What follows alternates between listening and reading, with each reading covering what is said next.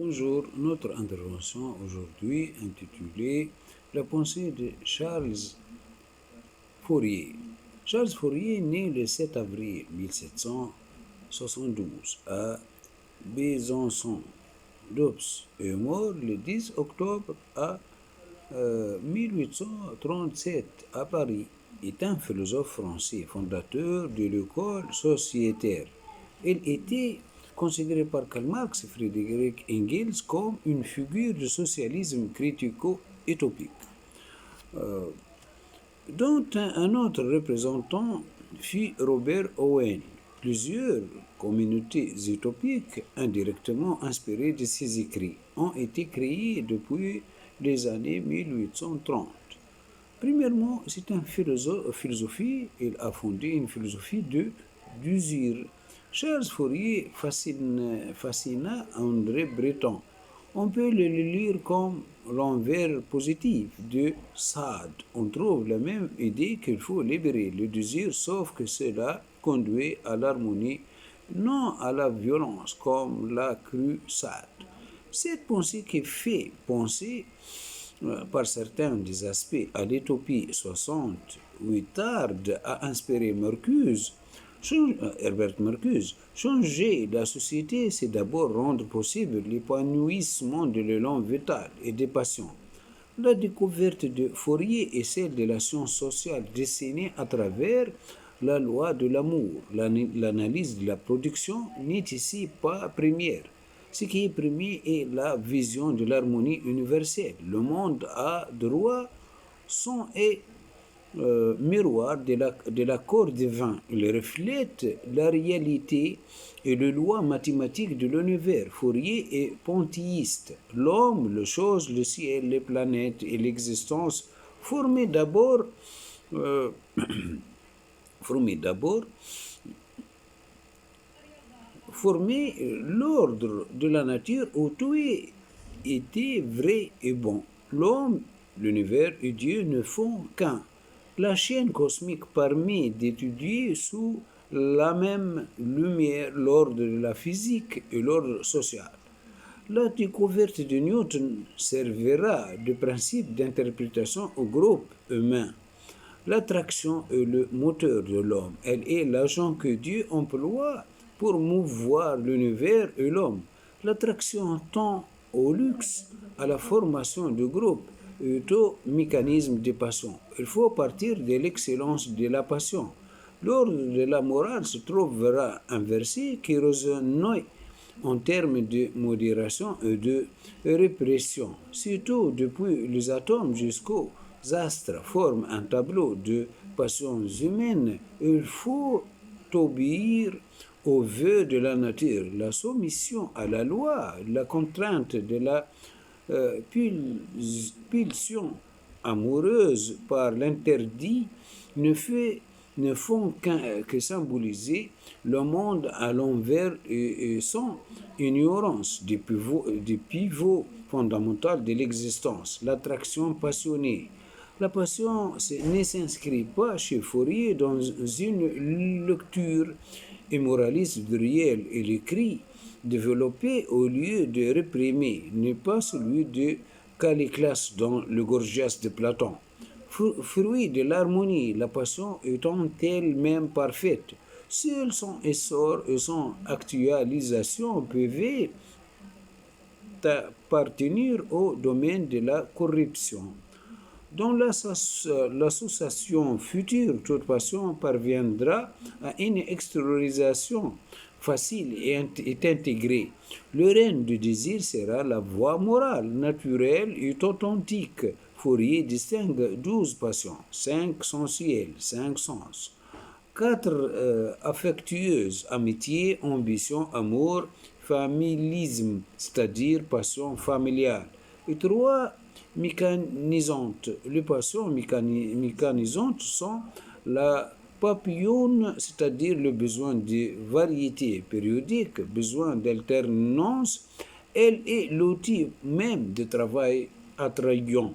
Passion composée par excellence, elle harmonise les passions.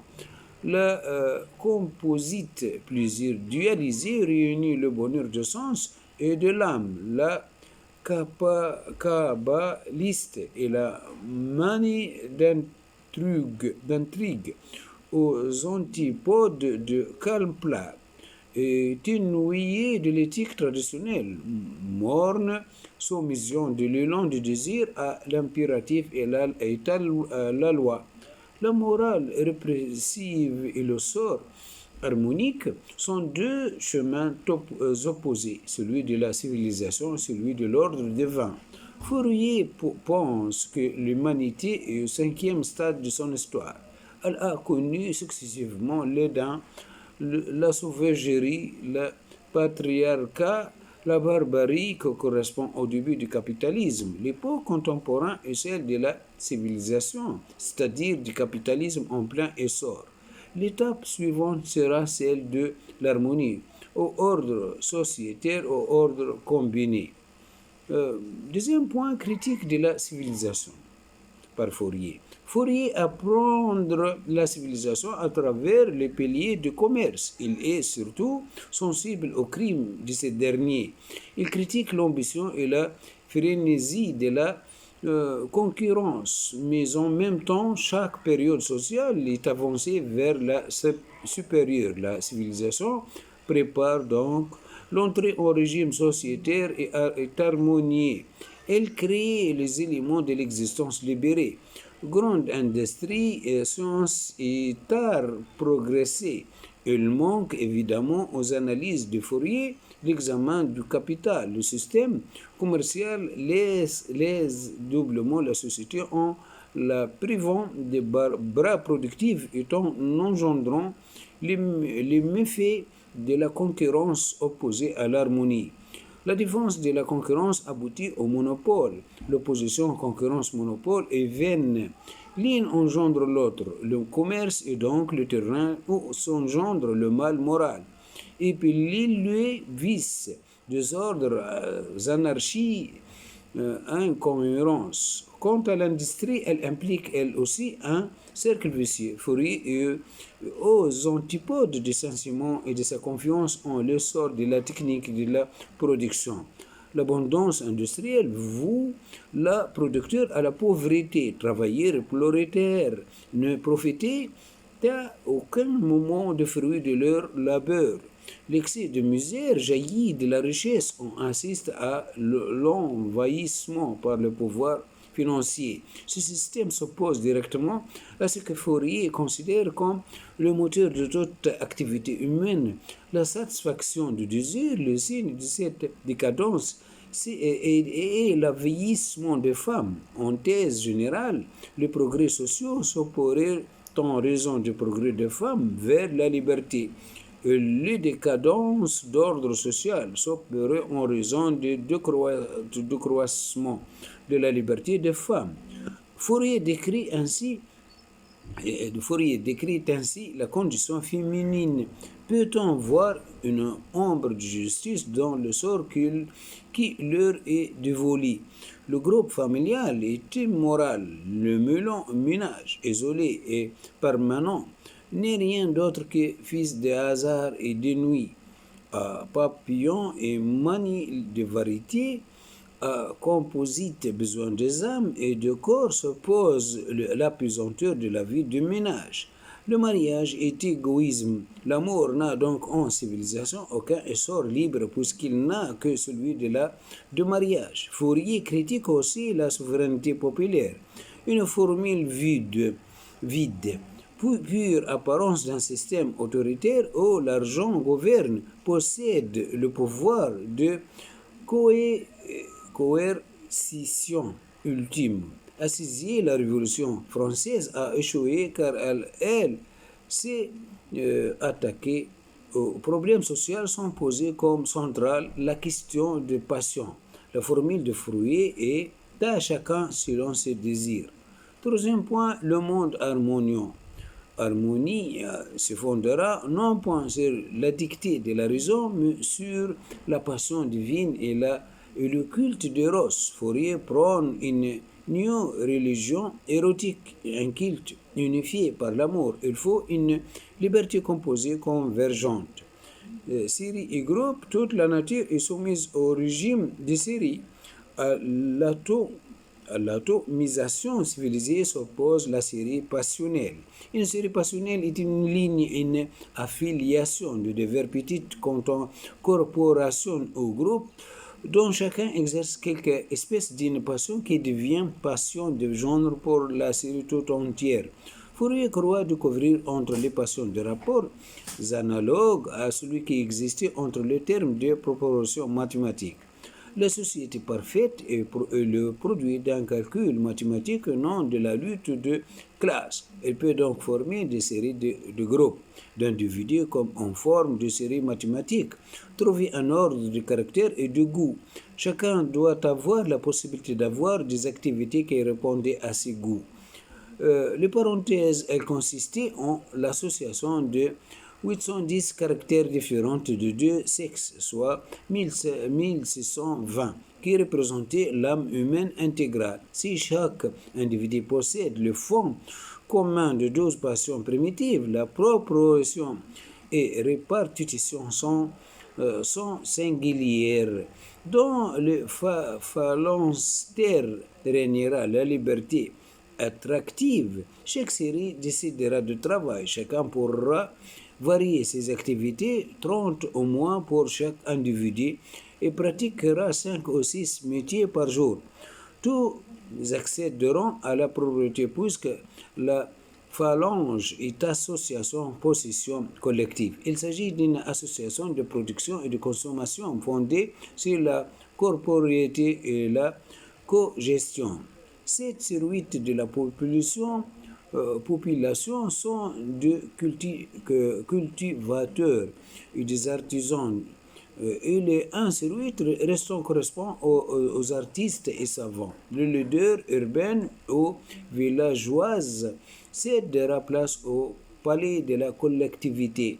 De rues-galeries permettront l'échange et une vie à la fois collective et particulière. Il imagine une architecture en forme d'étoile avec des galeries marchandes couvertes, deux salles à manger, une bibliothèque, un temple, un lieu harmonieux sans barrière où tout circuler en quête de travail attrayant et d'éros. La polygamie est étendue à tout, mais tout est réglé au préalable jusqu'à la façon de s'habiller. Le phalanstère composait plusieurs phalanges qui, toutes réunies en une fédération mondiale, donnaient l'harmonie. L'éducation doit faire éclore vocation multiple et infinie. Elle sera une éducation collective. Les enfants sont élevés sans contrainte, sans distinction forcée des classes ou des sexes. Fourier anticipe sur Freud. Il s'attaque à l'éducation privée, s'ordonner à l'intériorisation des interdits à travers l'autorité paternelle. Il faut neutraliser l'influence des pères. La fonction paternelle doit se métamorphoser et l'exercice autoritaire s'évanouir. L'enfant sera libre et orienté par l'enthousiasme et la passion, l'attraction universelle. Les hommes ne sont pas encore dignes d'atteindre ce nouveau monde amoureux. On ne peut espérer y accéder qu'à travers une persévérance dialectique. Pourtant, de maintenant, l'individu précise sa vocation à la liberté. Le penchant universel à la polygamie, la mathématique de passion nous indique ce que sera l'insurrection de nature contre loi. Nul désir ne sera entravé. Eros devient principe de fraternité, de réciprocité sociale. Polygamie, cumul d'amour réaliseront le rêve ancestral de l'union qui reprendra au code divin de l'harmonie des sphères. Le problème est de réaliser ce nouvel ordre. Fourier n'envisage pas un seul instant une révolte, une quelconque réaction de passion contre l'oppression. Mais il est clair que la répression politique est une absolue nécessité en civilisation, car les passions opprimées ne peuvent produire en se libérant que de mal. C'est leur oppression qui en est la cause, une libération de passions d'abord réprimées et destructives et non productives. Une révolution populaire est donc impossible. Les révoltes du peuple sont irraisonnées. Ce n'est pas le peuple, mais la nature contrariée qui s'exprime dans les révolutions. Elles sont la conséquence d'un état de tension permanent de l'homme avec lui-même. Mais alors, il ne reste plus qu'une possibilité, sans remettre à la volonté politique du puissant, du riche. La phalange devra son existence à quelque bonne volonté particulière, à un souverain ou à un particulier opulent. Puis elle gagnera de proche en proche tout le globe. Mais uni en une vaste fédération. Fourier, toute sa vie, cherchera auprès des puissants le moyen de lancer l'expérience inaugurale de l'harmonie. Fourier n'est pas un penseur révolutionnaire. Son projet n'est pas fondé sur une revendication sociale. Dans les détails, le vu de Fourier portait parfois à sourire. Il préconisa par exemple de confier le tâche de bouage en enfant qui adorait manipuler les immondices. Il croit aussi que la médecine doit prolonger la vie et qu'en harmonie l'homme vivra jusqu'à 144 ans, 12 fois 12. L'ordre harmonien durera 35 000 ans et avec l'évolution, un cinquième membre posera sur les êtres humains que l'on rendra aptes à résister à l'environnement. Fourier s'intéresse à la force motrice de Baalien, mais parle aussi de navigation aérienne, de transmission de nouvelles par réseau astro. Signalant que Jules Verne fit Fourieriste André Breton écrive une ode à Charles Fourier dont voici quelques lignes. Indigence, fourberie, oppression, carnage, ce sont toujours le même mot dont il a marqué la civilisation au fer rouge. Fourier, on s'est moqué, mais il faudra bien qu'on tâche un jour, bon gré, mal gré, de ton remède. Voilà notre intervention est terminée, consacrée à la pensée de Fourier. Au revoir.